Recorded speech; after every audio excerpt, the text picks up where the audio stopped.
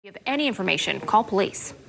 We now know the name of the man involved in a shooting, shutting down a Rose Park neighborhood for hours yesterday. Police say 22-year-old Angel Tinajero tried to break into somebody's car. And it's when the victim confronted him that things got pretty frightening in that neighborhood. News specialist Shelby Lofton with the latest. The suspect fired at the victim, missed him, and instead hit a house nearby. He then fired 3 more shots. The police ended up finding his gun, but they're asking people to keep an eye out for any bullets or bullet holes that were left behind. Police say the suspect went into a detached garage, then ducked out. Then he went inside a house where he hid for hours. 85-year-old Marilyn Green was inside her living room when the suspect came through her door. Police say the two did not know each other. Green felt trapped inside her home while the suspect was there. At one point, he changed clothes, then left the home. An officer spotted him, saw he was acting suspicious, and determined he was the man police had been looking for. While this was happening, people in the neighborhood sheltered in place, including inside the Rose Park Stake Center. That's where Melissa Jamison was with her husband. But it just kind of made it a little stressful because we didn't know what was going on. We didn't know if any houses were being broken into or anything like that. I was more concerned because I have a dog at home. Coming up on KSL-5 News at 6, we talked to the woman who had the suspect inside of her house hiding from police for hours. She tells us how she eventually got him to leave. For Live at 5, I'm Shelby Lofton. All right, Shelby, thank you. Charges now filed to pay up. A major job fair for those in the high-tech industry that lost their job recently. Hear from those looking for work during the holiday season. I'm Lauren Steinbrecher. Coming up. Terms of the deal not disclosed tonight. Pretty delicious, though. That's really good stuff. All right, these recently laid off, those who have been recently laid off in the tech industry are getting some much needed help today, just before the holidays, at a major job fair in Lehigh. Yeah, the event put on by the Silicon Slopes, Utah. News specialist Dan Rascone joins us live from Utah County. And Dan, we hear a big turnout today. Yeah, huge turnout to this. You know, it kind of gives you a little idea just how many people here in Utah in the tech industry have actually lost their jobs. Just a bunch of employers and a bunch of people looking for jobs. That's the setup.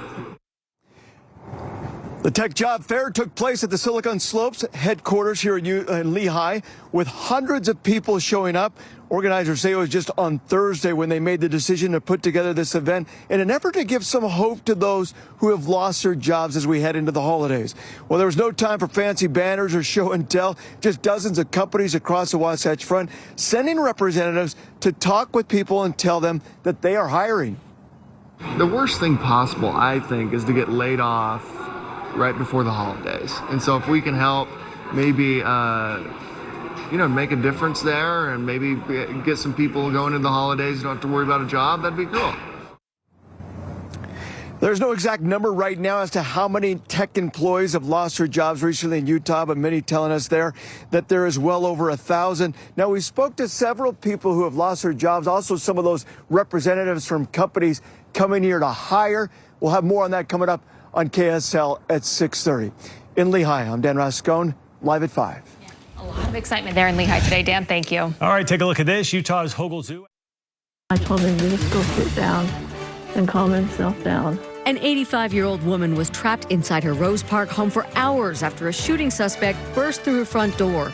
She talks about the tense few hours she spent with the man police considered to be armed and dangerous. As you can see, it's very basic. We're just the main goal is to get people out of the cold and save lives. With wicked cold in the forecast, how Logan is helping those in need brace for the Arctic winds. Sometimes we go to 3 different stores and it's just, they're just out of everything. And a stressful search for baby formula in Utah. What kinds are in short supply and the reason it's hard to find. KSL News at 6 starts now. Good evening. Tonight we're hearing from the elderly woman trapped inside of her own home for hours with a wanted man hiding from police. Her entire Rose Park neighborhood on edge after the suspect fired his gun. News specialist Shelby Lofton talked to the woman who had the unexpected visitor, and she tells us how this hours-long search came to an end. This neighborhood was swarming with officers, drones, even a helicopter circling above for hours. And the man they were looking for was spending the majority of his time hiding inside an elderly woman's house. We actually were in Sacrament meeting. People living in this Rose Park neighborhood had to stay inside for hours while an armed and dangerous man lurked outside. He went into a garage and then immediately exited. 22-year-old Angel Tinajero went to Marilyn Green's door. I heard a knock on the door. Seconds later, Then the guy just burst into the room, bent over and started bawling. Green directed him to her couch. I told him to just go sit down and calm himself down. The retired school teacher says she tried to calm herself. I was apprehensive and I just knew I needed to be patient and I didn't want to get hurt. She looked outside her window to see police cars while the man they were looking for was feet away from her. He wouldn't hurt me. He just needed to have a place to stay for a little while. Police say he was inside of her home for more than 2 hours. I kept praying, Heavenly Father, please help me know what to do. I even colored some pictures while he was here because that calmed me down. She says right before he left, he asked to change clothes. I said, you can go in there and take what you need. And then I said, and then you better leave because you could be caught. Minutes later, he was gone. The suspect actually left the house and was seen by one of our patrol sergeants walking through the neighborhood. He was taken into custody. Green says she's relieved. My neighbors have come over and tried to help me. A lot of people are looking out for her. We're here if you need us, we're a phone call away. Police are still looking for bullets or bullet holes left behind from that shooting that took place in this neighborhood yesterday.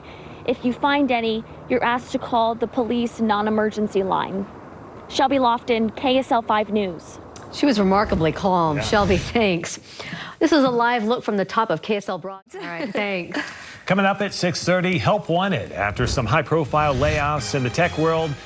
Silicon Slopes is hoping to draw more of the industry here to Utah. First, all right, JJ, what do we got going on? Jazz game? Oh, some good news for BYU football as it embarks on the transition to the Big 12. And yes, there is a...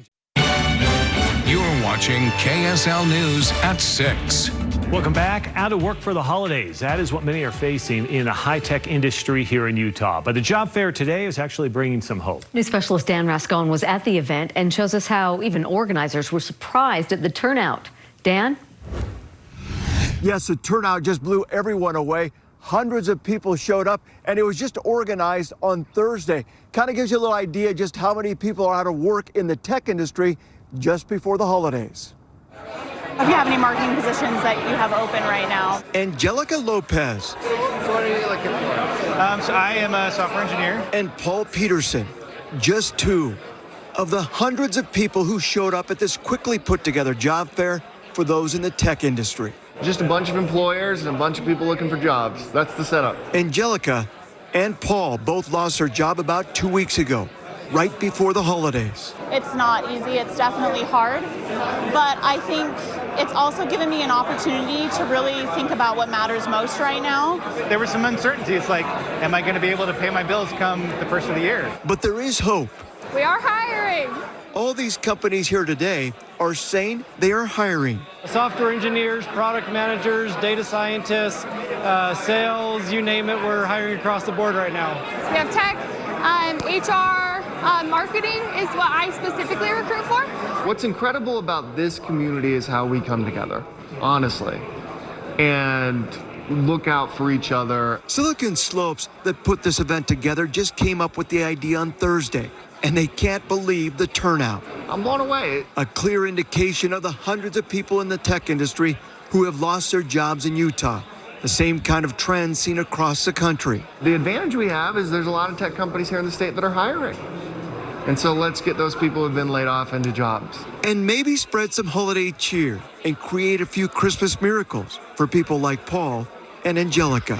It would be fantastic. I'm definitely working hard. I've applied to over 20 jobs already. Yes, let's hope they find those jobs.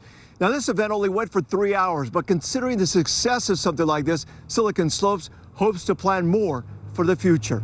In Lehigh, I'm Dan Rascon for KSL 5 News. Dan, thank you. New at 6:30, a heads up for holiday travel. KSL News at 10 starts now. Good evening. Criminal charges are now filed against the man at the center of a stabbing and Amber Alert. Police say the man lured his ex-girlfriend to drive him somewhere before then attacking her in front of the woman's 4-year-old niece. News specialist Debbie Worthen is following for this force tonight. Debbie, this was a vicious attack. Yeah, it sure was. And tonight, that man faces a slew of felony charges. Investigators say it was in front of the woman's home where they found her lying unconscious in the street with several stab wounds. But it's what they found out next that sparked that Amber Alert and manhunt.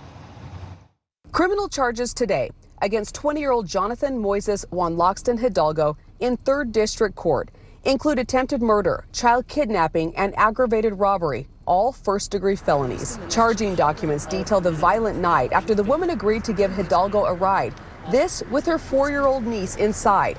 The woman telling police she and Hidalgo had broken up a month earlier and he had been stalking her ever since.